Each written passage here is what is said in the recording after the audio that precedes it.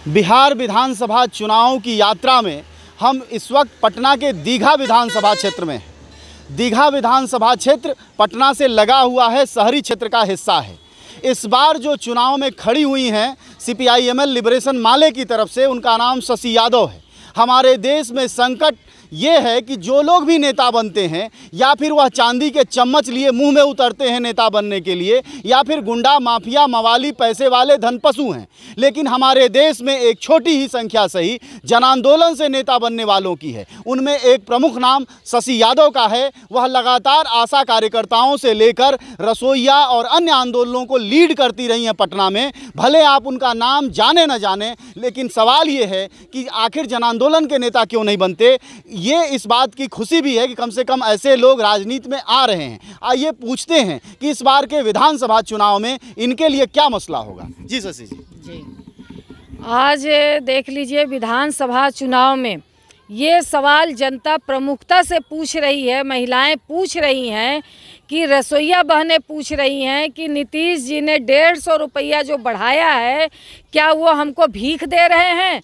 8 घंटा ड्यूटी करती हैं और तब जा कर के उनको 1500 रुपये मिलता है। ये कौन सी मजदूरी है? ये न्यूनतम मजदूरी भी नहीं है। चाहे वो आशा बहनें हो, चाहे वो स्वयं सहायता समूह से जुड़ी हुई बहनें हो, माइक्रो फाइनेंस कंपनियों के द्वारा इन बहनों को घर में आकर के लोन दिया गया और आज लोन वसूली के लिए इनके छप्पर नोचे जा रहे हैं। इनका कहा जा रहा है कि आप बर्तन भाड़ा बेच करके भी हमको लोन चुकता कीजिए। शशि जी यहाँ रुकते हैं। ये जो 1500 रुपया देती है सरकार, अगर प्रतिदिन में इसको बांटते हैं तो गणित के हिसाब से 15 क्या 50 रुपया रोज होता है।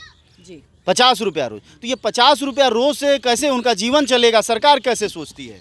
यही आप समझिए कि सरकार गरीबों को कहीं से भी मजदूर का न दर्जा देती है और न उनके जीवन यापन के लिए सोचती है।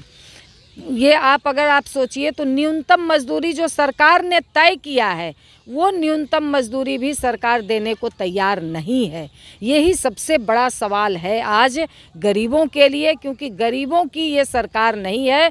आप देख लीजिए, विकास का ही सवाल देख लीजिए कि गरीबों के लिए कहीं कोई विकास नहीं है।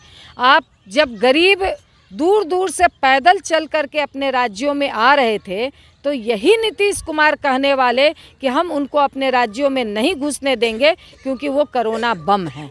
और यही इस बात को लेकर के हम लोग सड़कों पे उतरे और कहे कि ये उनका घर है, नीतीश कुमार के बाप का राज्य नहीं है जो गरीबों को नहीं घुसने देंगे। और आज कोरोना के नाम पर आप चुनाव करवा रहे हैं। कोई कोरोना नहीं है, मगर गरीबों का आशियाना उजड़ गया, गरीबों की रोजी रोटी खत्म हो गई, गरीबों की आवाज़ दबाई जा रही है।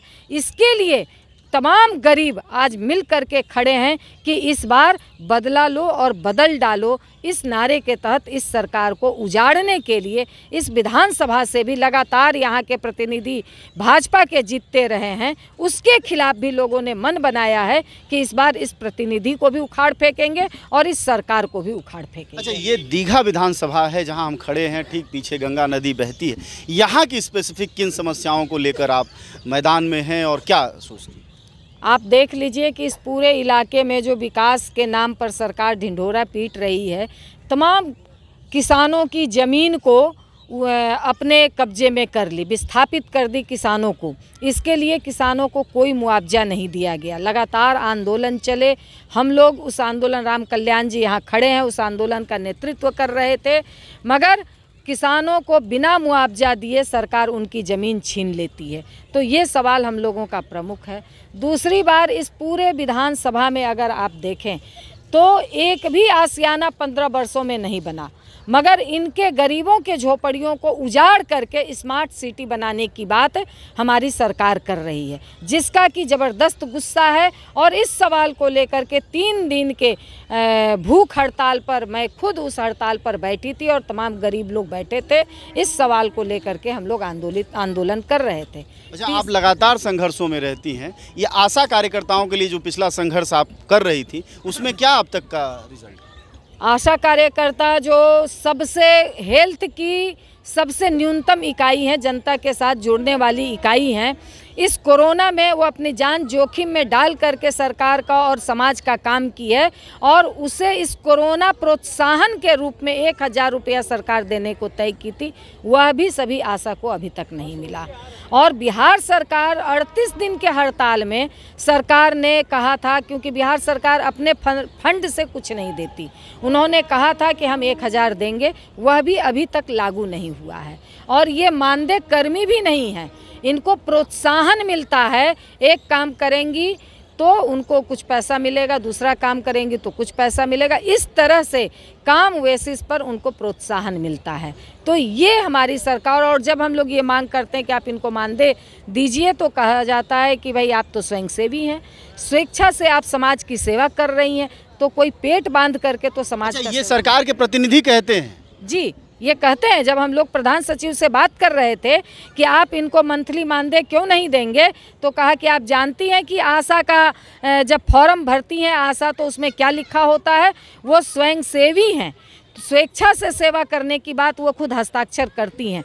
हमने कहा कि बात तो सही आप कह रहे हैं, मगर कोई पेट बांध करके समाज का सेवा नहीं करता, और इस पर उनका कोई जवाब नहीं था। इसलिए आज सरकार चाहती है कि हम बंधुआ बना करके हम उनको बिना पैसे का, बिना वेतन का, हम कम से कम पैसा दे करके, हाथ उठाई दे करके, जो एक समय में बिहार में चलता था कि जमींदार अपने बंधुआ मजदूर खटवाते थे, आज वही काम सरकार कर रही है। संविदा कर्मी के नाम पे, मानदेय के नाम पे, ठेका के नाम पे, प्रोत्साहन के नाम पे यही काम आज सरकार कर रही है। और जो बड़ी पैमाने पे स्कीम वर्कर हैं, इनके लिए तो और भी कुछ सरकार नहीं कर रही है। अच्छा, आइए हम फिर एक बार विधानसभा में वापस लौटते हैं। चुनाव में धन बल दोनों चाहिए, और वह आपके पास धन भी नहीं होगा, बल भी पता नहीं उतना है कि नहीं है, तो ऐसे में मुकाबला कैसे करेंगे?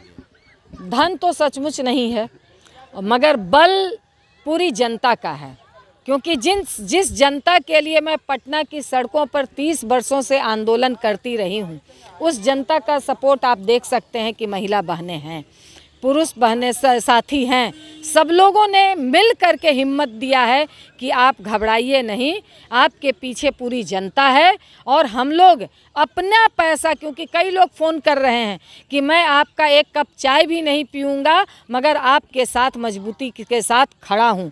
तो हम लोग तो जनता के पैसे से, जनता खुद देती है चुनाव लड़ने के लिए, चाय पिलाती है, खाना खिलाती है, गाड़ी चलने तक का पैसा देती है, और जनता दे करके ऐसे प्रतिनिधियों को आगे बढ़ाती है कि उसकी आवाज़ वो खुद जीते और उसकी आवाज़ विधानसभा में पहुँचे, उसका आंदोलन विधानसभा में।